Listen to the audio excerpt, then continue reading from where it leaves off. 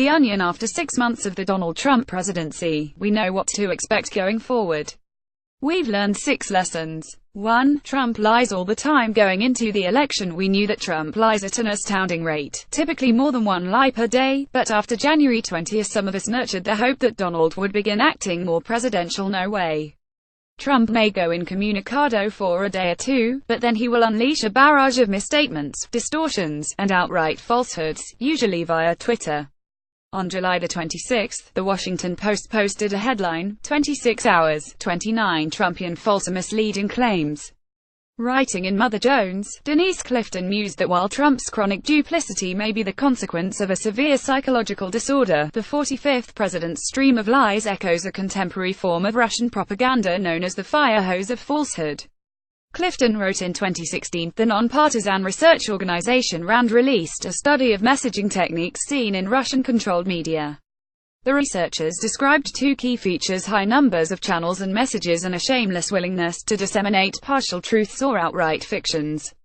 Whether Trump lies because HES adopted a Russian tactic or because HES mentally ill, his chronic duplicity is having serious consequences for American political discourse. Many voters don't know who to believe. They can't discern fake news. As a result, there's unparalleled polarization: voters who trust Trump and the majority who don't. Trump's conduct riles up legitimate news outlets, such as Mother Jones and The Washington Post, and they report negatively on Trump, which feeds his paranoia, causing him to lash out. 2.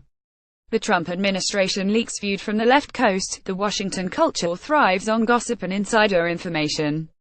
Nonetheless, the Trump era has seen an unusual number of leaks. Trump supporters blame this on the dark state, the national security state, and the liberal media, such as Mother Jones and The Washington Post, whom they believe are out to get Trump.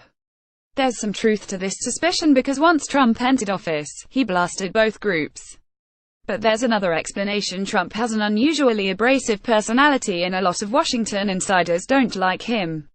He lashes out and they respond by leaking. Whatever the cause, the leaks are likely to continue, which will contribute to Trump's paranoia. 3. Trump only cares about Trump. After the election, there was a brief interval where some Americans thought, I didn't vote for Trump, but whether I like it or not, HES the president and I'm going to give him the benefit of the doubt. That period is over. The nation is divided between those who support the president, roughly 1/3 of the electorate, and those who do not, 2/3 of the electorate. Since January the 20th, Trump has made no attempt to reach out to those who either did not vote for him or did so reluctantly. He only talks to his base. And HES used his office to benefit his business interests. 4. Trump hasn't gotten the job done.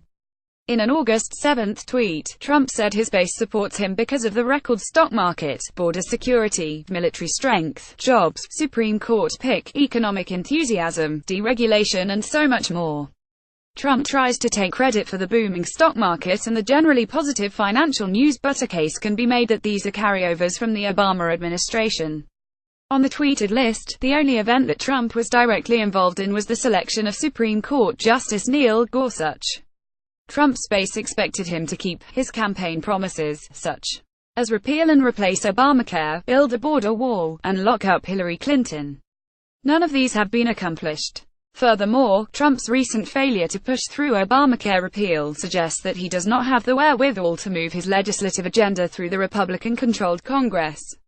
5. Trump's strongest card continues to be racism. Writing in the New York Times, Emory University professor Carol Anderson observed the guiding principle in Mr. Trump's government is to turn the politics of white resentment into the policies of white rage, that calculated mechanism of executive orders, laws and agency directives that undermines and punishes minority achievement and aspiration. On August 2, Trump endorsed a Republican initiative, led by Senators Cotton and Perdue, that would dramatically change immigration policy and reduce immigration levels by 50%.